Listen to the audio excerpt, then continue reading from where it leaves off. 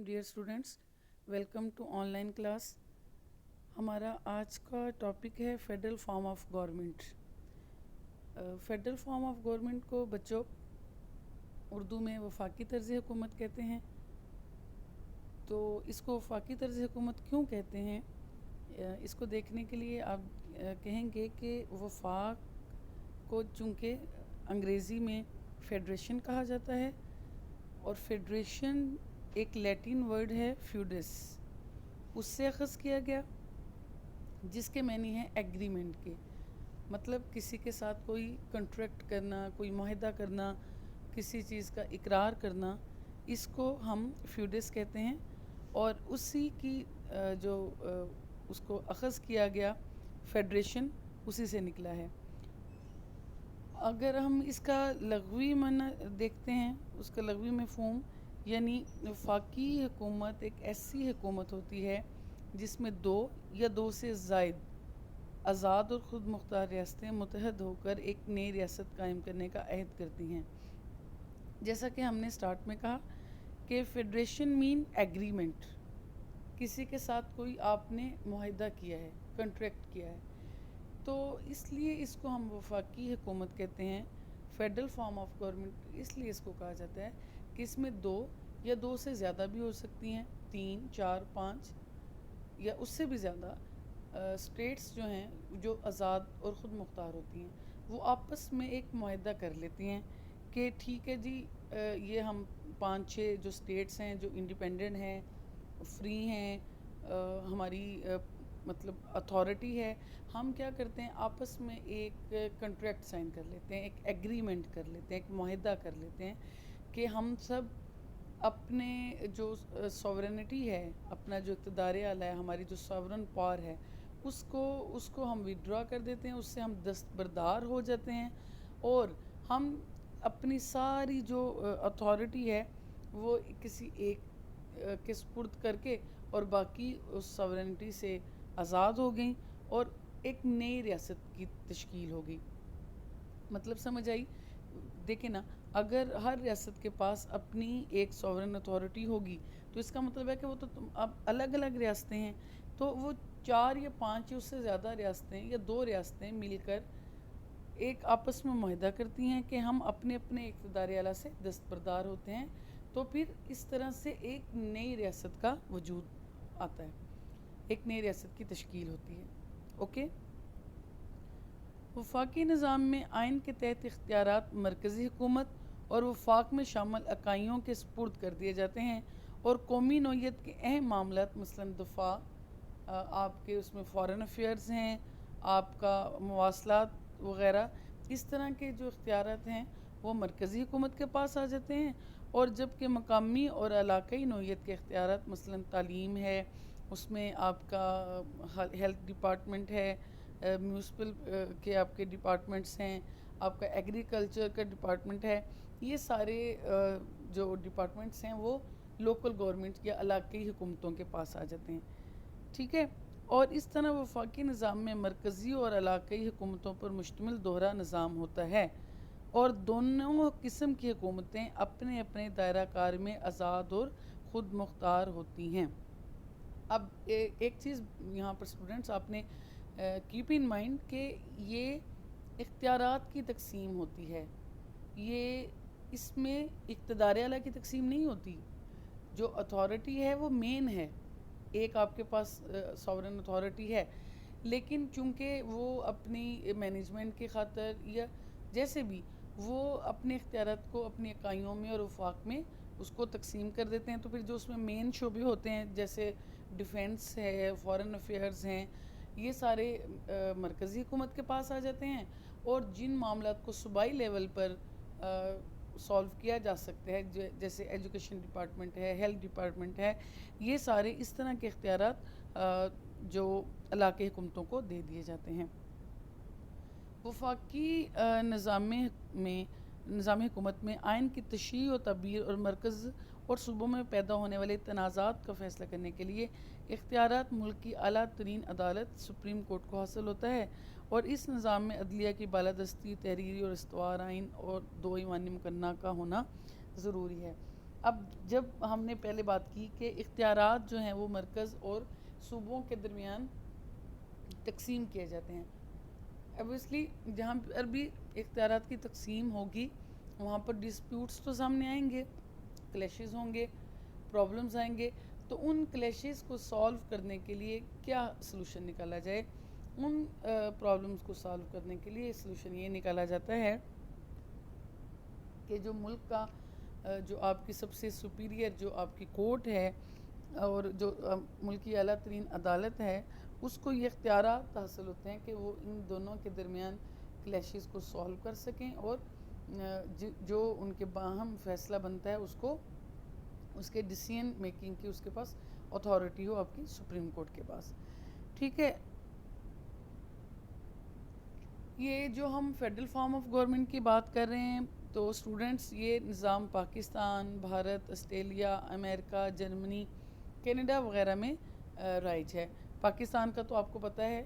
اور اب یہ جو اکائیاں ہیں ان کی مختلف سٹیٹس میں ان کو مختلف ناموں سے پکارا جاتا ہے. جیسے آپ کو معلوم ہے کہ پاکستان اور بھارت میں ان کو صوبہ کہا جاتا ہے، جیسے ہمارا صوبہ پنجاب ہے اور باقی سارے. اور امریکہ میں اس کو ریاست کہا جاتا ہے، اور سوئٹزرلینڈ میں اس کو کینٹن کے نام سے موقوف کیا جاتا ہے. یعنی ہے وہ بھی بس یہ نام کا فرق ہے. جو اہمیت اور جو ڈیوٹیز اور جو رائٹس ہمارے ہاں صوبے کو ہیں، اسی طرح سوئٹزرلینڈ میں کینٹنز کے پاس اور امریکہ میں ان کی اسٹیٹس کے پاس ہیں. ٹھیک ہو گیا. اچھا، اگر اب اس کی ہم ڈیفینیشنز دیکھتے ہیں کہ مختلف جو مفکرین ہیں، رائٹرز ہیں، انہوں نے فیڈرل فارم آف گورنمنٹ کی ڈیفینیشنز کیا کی ہیں، تو اس میں سب سے پہلے ہیملٹن کی ہے. وہ کہتے ہیں کہ وفاق ریاستوں کا ایک ایسا اجتماع ہوتا ہے جس سے ایک نئی ریاست کی تشکیل عمل میں آتی ہے. ٹھیک ہے، ان کے وہ آپ کو سمجھ آ گئی کہ اکارڈنگ ٹو ہیم وفاق ریاستوں کا ایک ایسا اجتماع ہے، یعنی مجموعہ ہے، گروپ ہے، جس سے ایک نئی ریاست تشکیل میں آتی ہے. یعنی بہت سمپل سی بات ہے. یہی بات ہم نے سٹارٹ سے کی اور یہاں تک پہنچتے تک ہم یہ بات اچھی طرح سے سمجھ چکے ہیں. یہ ہمیں کلیئر ہو گئی کہ ایک ایسا اجتماع ریاستوں کا جس کی وجہ سے ایک نئی ریاست کی تشکیل ہوتی ہے. ڈائسی کیا کہتے ہیں؟ ڈائسی کہتا ہے کہ وفاق ایک ایسی سیاسی تنظیم ہے جس میں قومی اتحاد اور اختیارات کو علاقائی حقوق کے ساتھ اہم آہنگ کیا جا سکتا ہے. یعنی اکارڈنگ ٹو ڈائسی یہ جب آپ نے اختیارات کو علاقائی سطح پر دیا ہے تو اس کا مطلب ہے کہ آپ نے علاقائی سطح پر ان کے حقوق کو کنسیڈر کیا ہے اور اس کو ان اختیارات کو ان کے حقوق کے ساتھ جوڑ دیا ہے. ٹھیک ہو گیا جی. آگے دیکھتے ہیں ہم کیا methods of establishment of federal government. اب وفاقی حکومت یہ تو ہمیں کلیئر ہو گیا کہ وفاقی حکومت ہے کیا.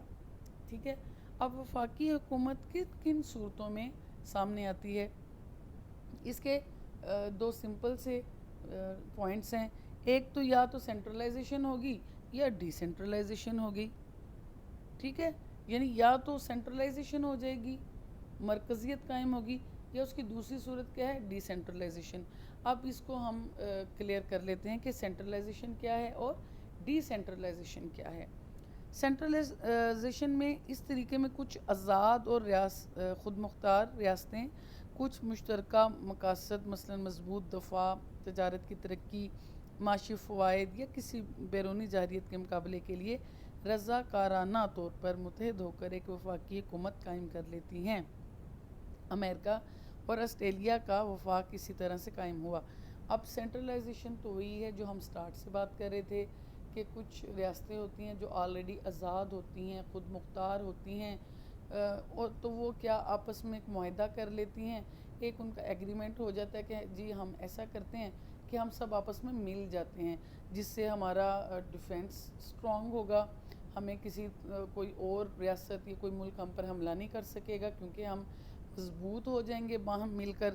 تو اس سے ہماری معاشی ترقی بھی ہوگی اور معاشرتی ترقی بھی ہوگی اور اس سے ہماری جو تجارت کو بھی فروغ ملے گا.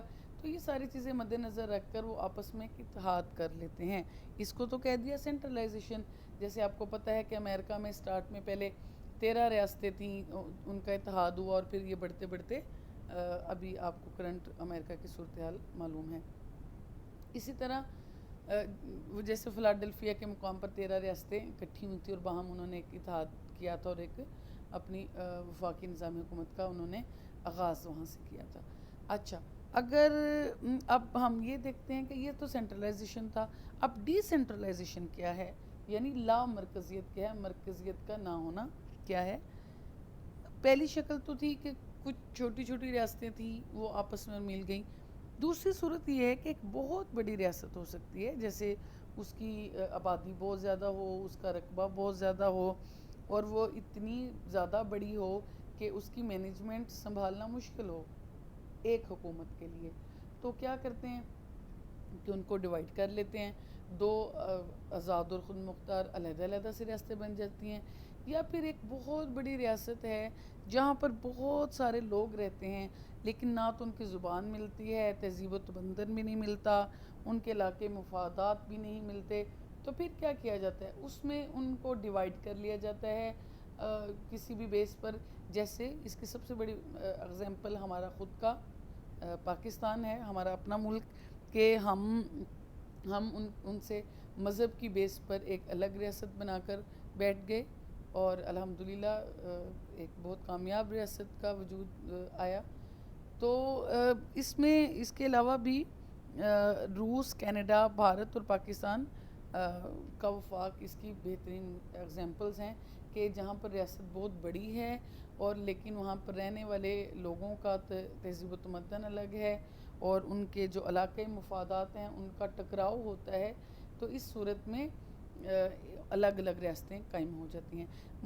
ہوپس ہو کہ یہاں تک آپ کو کلیئر ہو گیا ہوگا کہ مرکزی یہ جو وفاقی حکومت ہے، فیڈرل فارم آف گورنمنٹ ہے، اس کی جو دو صورتیں ہیں، سینٹرلائزیشن، نمبر 2 ڈی سینٹرلائزیشن، وہ کیا ہیں. نیکسٹ اسٹوڈنٹس ہم دیکھتے ہیں کہ فیڈرل فارم آف گورنمنٹ کے میرٹس کیا ہیں، اس کی کریکٹرسٹکس کیا ہیں. کریکٹرسٹکس ابھی تک ہمیں یہ سمجھ آ گیا کہ وفاقی نظام حکومت ہے کیا اور اس کی موڈز کیا ہو سکتے ہیں، اس کی صورتیں کیا ہو سکتی ہیں. اب ہم یہ دیکھ لیتے ہیں کہ اس کی کریکٹرسٹکس کیا ہیں. سب سے پہلے تو بچوں یہ جیسے یہاں تک آپ خود بھی یہ بات سمجھ چکے ہیں کہ یہ 2 ٹائپس آف گورنمنٹ ہے. ایک نظام وہ ہوتا ہے جو مرکزی حکومت کے پاس ہوتا ہے اور دوسرا صوبائی حکومت کے پاس ہوتا ہے. جیسے کہ میں ابھی آپ کو بتا رہی تھی کہ ایک مرکزی حکومت ہوتی ہے اور آگے اس کے صوبے یا اکائیاں جن کو مختلف ملکوں میں مختلف نام سے یاد کیا جاتا ہے. دوسرا اس کی جو مین خصوصیت ہے، اس میں سپرمیسی آف کانسٹیٹیوشن، یعنی وفاقی حکومت میں آئین کو برتر حیثیت حاصل ہوتی ہے. مرکزی اور صوبائی حکومتوں میں اختیارات کی تقسیم آئین کے تحت ہوتی ہے. ان میں کمی بیشی آئین میں ترمیم سے ہی ممکن ہوتی ہے. مرکزی اور صوبائی مقننہ آئین کے منافی قانون نہیں بنا سکتی اور عدلیہ آئین کے محافظ کا کردار ادا کرتی ہے.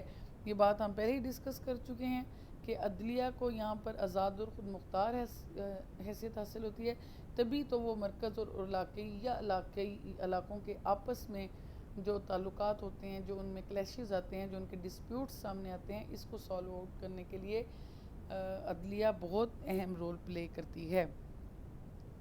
اچھا، وفاقی نظام حکومت کی ایک اور خصوصیت یہ ہے کہ یہاں پر جو آئین ہے آپ کا کانسٹیٹیوشن، وہ ریٹن فارم میں ہوتا ہے اور ریجڈ ہوتا ہے. ریجڈ مین استوار ہوتا ہے، یعنی اس میں اتنی آسانی سے لچک نہیں آتی، اس میں اتنی آسانی سے ترمیم نہیں کی جا سکتی.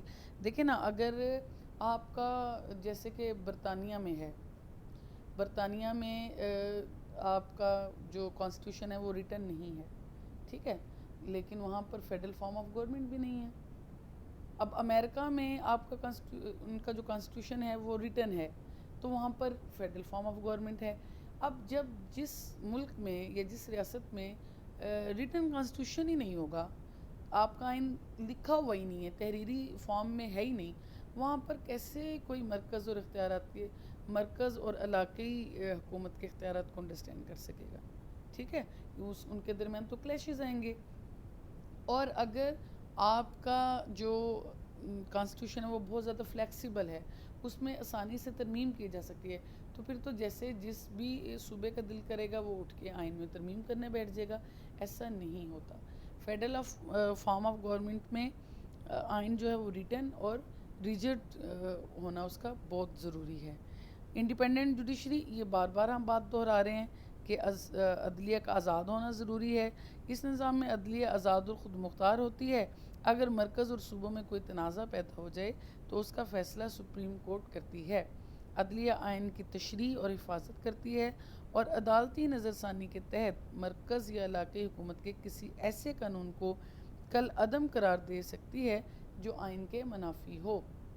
یعنی سپریم کورٹ کے پاس یہ اتھارٹی بھی ہے کہ وہ سیف گارڈ آف کانسٹیٹیوشن کا رول پلے کرتی ہے کہ اگر علاقائی حکومتیں یا مرکزی حکومت کوئی ایسا قانون بنا دے یا کوئی اس طرح کی ترمیم کر دے جو آئین کے منافی ہو, تو وہ اس قانون کو کل عدم قرار دے سکتی ہے, یعنی اس کو ریجیکٹ کر سکتی ہے. ٹھیک ہو گیا. ڈسٹریبیوشن آف پاورس اس کی سب سے بڑی خصوصیت ہے جو ہم بار بار بات دہرا رہے ہیں کہ وفاقی نظام میں آئین کے تحت اختیارات مرکزی اور صوبائی یعنی علاقائی حکومتوں میں تقسیم ہوتے ہیں. بائی کیمرل لیجسلیچر, آپ کو پتہ ہے نا اسٹوڈنٹس, آپ نے پڑھا ہے کہ مقننہ دو قسم کی ہوتی ہے, یونی کیمرل یعنی یک ایوانی مقننہ, بائی کیمرل مطلب دو ایوانی مقننہ. تو فیڈرل فارم آف گورنمنٹ میں دو ایوانی مقننہ ہونا ضروری ہے کیونکہ ایوان زیری میں مختلف اکائیوں کو آبادی کی بنیاد پر نمائندگی دی جاتی ہے, جبکہ ایوان بالا میں مقامی اکائیوں کو مساوی نمائندگی دے کر اکائیوں کے مفادات کا تحفظ کیا جا سکتا ہے. یعنی ایک ہاؤس آپ کا ایسا ہو گیا, ہاؤس سمجھتے ہیں نا, 2 ہاؤسز, جو ایک ایوان بالا ہوتا ہے اور ایک ایوان زیری, یعنی lower house and upper house. ٹھیک ہے. اگر آپ کے ایک ہاؤس میں آپ کو آبادی کے بیس پر نمائندگی دی جا رہی ہے تو آپ کا دوسرا ہاؤس ایسا ہو جہاں پر صوبوں کو برابری کے طور پر نمائندگی دی جائے. دیکھیں کیونکہ اگر ایسا نہ ہو تو صوبہ پنجاب کی تو بہت زیادہ آبادی ہے اور صوبہ بلوچستان کی بہت کم آبادی ہے, تو اگر صرف آبادی کی بیس پر ہی ان کو نمائندگی دی جائے تو پھر تو بلوچستان بہت پیچھے رہ جائے گا. اس لیے ایسا ہاؤس بھی ایک موجود ہے جہاں پر آپ کو مساوی نمائندگی دی جاتی ہے اور دوسرے ہاؤس میں آپ کی جو آبادی کے لحاظ سے آپ کو نمائندگی دی جا سکتی ہے. یہاں تک یہ بات آپ کو کلیئر ہو گئی نا کہ جو آپ کی مقننہ ہے وہ 2 ہاؤسز ہوتے ہیں, یونی کیمرل اور بائی کیمرل. تو جو یونی کیمرل آپ کی لیجسلیچر ہے وہ فیڈرل فارم آف گورنمنٹ میں سکسیسفل نہیں ہو سکتی. یہ آپ کو اچھے سے بات کلیئر ہو گئی ہے. Okay. Double citizen ship and loyalty, بعض ایسی اسٹیٹس ہیں جیسے جس مثال کے طور پر آپ کا کہہ لیں کہ امریکہ, وہاں پر جو شہری ہے وہ ایک ٹائم میں اپنی ریاست کا بھی شہری ہے اور پورے ملک کا تو ہے ہی ہے, لیکن ہمارے ہاں ایسا نہیں ہے. ہمارے ہاں چونکہ آپ کو پتہ ہے ہم سب صرف پاکستانی ہیں, ہمارے پاس اس طرح کی علیحدہ سے نیشنلٹی نہیں ہے کہ جی ہم پاکستان ہونے کے ساتھ ساتھ پنجابی بھی ہیں یا ہم پاکستان ہونے کے ساتھ ساتھ سندھی بھی ہیں. ہمارے پاس سنگل نیشنلٹی ہے. تو کچھ جو اسٹیٹس ہیں ان کے پاس ڈبل نیشنلٹی ہوتی ہے اور وہ وفاق میں شہری کو مرکزی اور علاقائی دونوں حکومتوں کو وفادار رہنا پڑتا ہے اور دونوں حکومتوں کے قوانین کی پابندی اور ٹیکسوں کی ادائیگی کرنا پڑتی ہے. یہ تو ظاہر ہے کہ ہم اپنی وفاقی جو ہماری حکومت ہے جو مین ہے ہم اس کے بھی لائل ہیں, اور جو ہماری علاقائی حکومت ہے جیسے صوبائی حکومت, صوبہ پنجاب کے ہم سٹیزن ہیں تو ہم صوبہ پنجاب کے بھی لائل ہیں. اچھا جی, اس کا نیکسٹ جو کریکٹرسٹکس ہیں وہ ہماری رضامندی ہے, یعنی وفاقی حکومت کی تشکیل مختلف اکائیوں کے عوام کی رضامندی پر ہوتی ہے. ٹھیک ہے. امریکہ اور آسٹریلیا اس کی سب سے بڑی ایگزامپلز ہیں. ان میں عوام کی خواہش پر وفاقی حکومتوں کا قیام عمل میں آتا ہے. یہ تو تھی students characteristics federal form of government کی. نیکسٹ ہم دیکھ لیتے ہیں کہ وفاقی طرز حکومت کی خوبیاں کیا ہیں.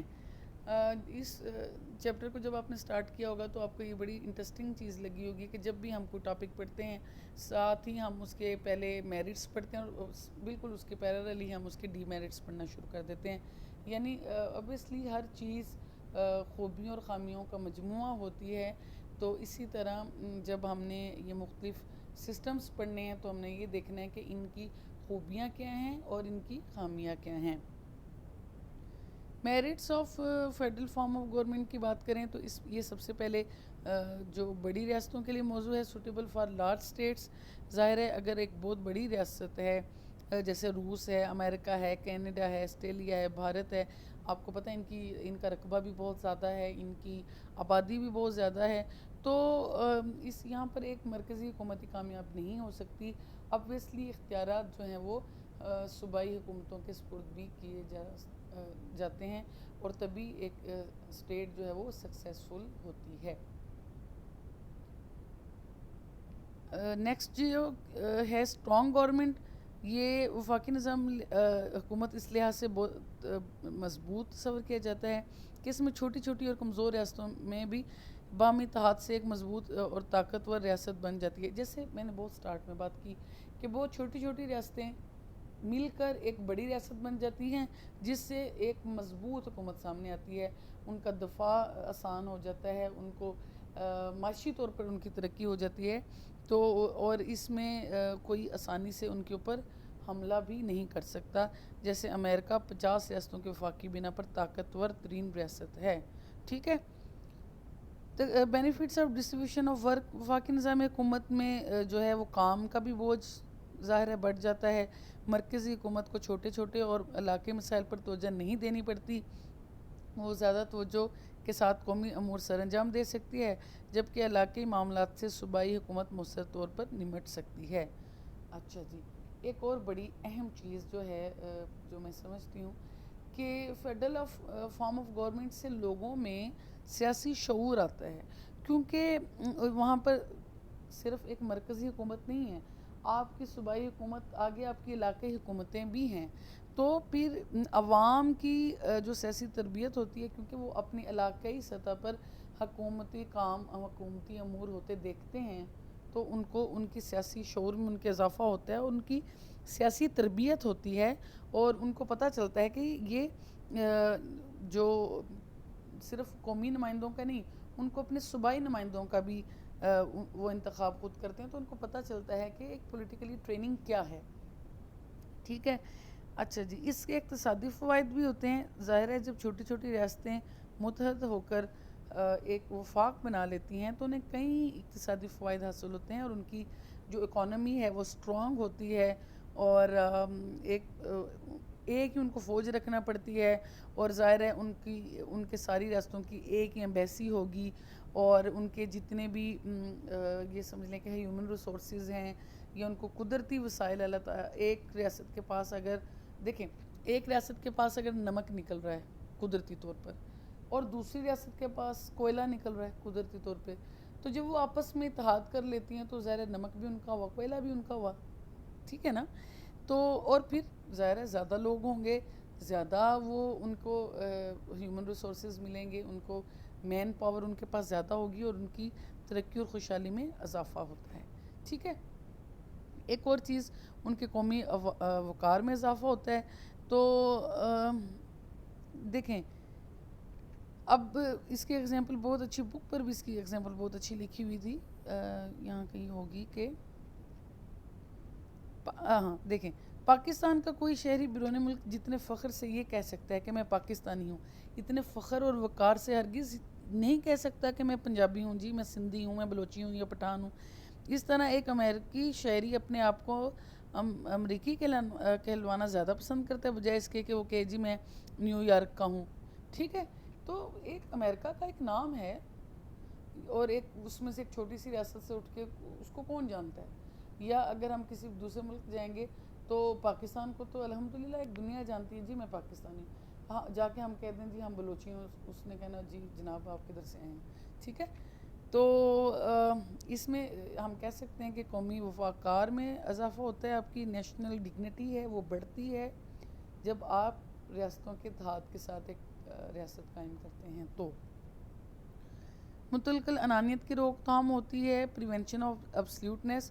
وفاقی نظام حکومت مطلق الانانیت کی روک تھام کرتا ہے، اس میں آمریت کی گنجائش نہیں ہوتی، چونکہ آپ کو پتہ ہے کہ اختیارات تو مرکز کے پاس بھی ہیں اور صوبوں کے پاس بھی، تو پھر کوئی بھی ادارہ اپنی منمانی نہیں کر سکتا۔ ایسا نہیں ہے کہ سارے اختیارات مرکز کے پاس ہیں اور بس پھر وہ جو چاہے ایسا کرے، ایسا پاسیبل نہیں ہے۔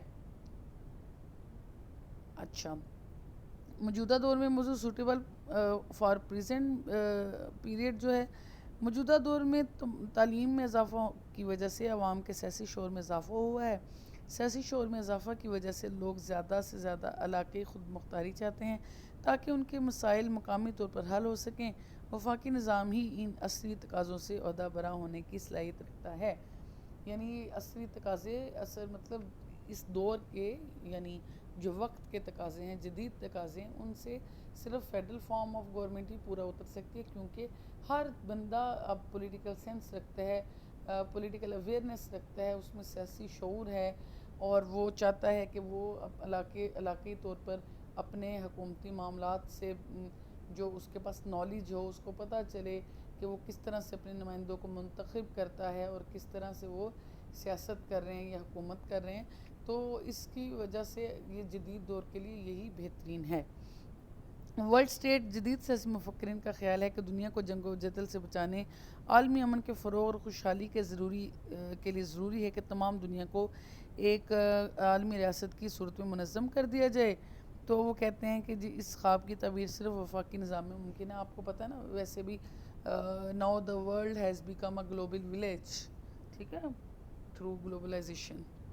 تجربات کے مواقع ملتے ہیں۔ لارڈ برائس کے مطابق وفاق میں مقامی قانون سازی اور انتظام حکومت میں تجربات کیا جا سکتے ہیں جو اگر سارے ملک میں کیے جائیں تو وہ خطرناک ثابت ہو سکتے ہیں۔ اچھا جی، نیکسٹ کہتے ہیں جی suitable for culture of all the regions, یعنی ایسے ممالک جن میں نسلی یا آپ یہ کہہ لیں کہ ان کی زبان کی بیس پر یا ان کے ثقافت کی بیس پر یا ان کے مذہب کی بیس پر کلیشز ہوتے ہیں، تو وہاں پر federal form of government suitable رہتا ہے، چونکہ ان کو اپنے علاقائی سطح پر اپنے تہذیب و تمدن کو اجاگر کرنے کی جو مواقع ملتے رہتے ہیں، اور سرکاری سرپرستی بھی حاصل ہوتی ہے، اور اس سے دور دراز کے علاقوں کی ثقافت کو بھی ایک سیکیورٹی مل جاتی ہے۔ اتحاد اور خود مختاری کا حسین امتزاج ہے۔ وفاقی نظام حکومت جو ہے اتحاد اور خود مختاری کا حسین امتزاج دیکھنے میں آتا ہے۔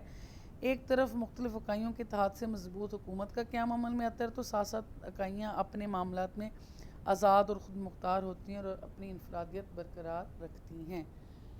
ٹھیک ہے اسٹوڈنٹس، یہ تو تھا ہمارا federal form of government. Hope so یہاں تک آپ سارا سمجھ چکے ہوں گے کہ فیڈرل فارم آف گورنمنٹ ہے کیا، اس کی صورتیں کون سی ہیں، کیا اس میں سینٹرلائزیشن ہوتی ہے یا ڈی سینٹرلائزیشن ہوتی ہے، اور اس کے کریکٹرسٹکس کیا ہیں اور اس کی خوبیاں کیا ہیں۔ ٹائم بہت زیادہ ہو چکا ہے، انشاءاللہ کل ہم جو ہیں اس کے ڈی میرٹس پڑھیں گے، اور آج کے لیے اتنا ہی کافی ہے۔ آپ کو ہوپ سو سمجھ آ گیا ہوگا، لیکن پھر بھی اگر کوئی چیز آپ کو کلیئر نہیں ہوئی تو آپ وہ مجھ سے پوچھ سکتے ہیں۔ اسٹے بلیسڈ، اللہ حافظ۔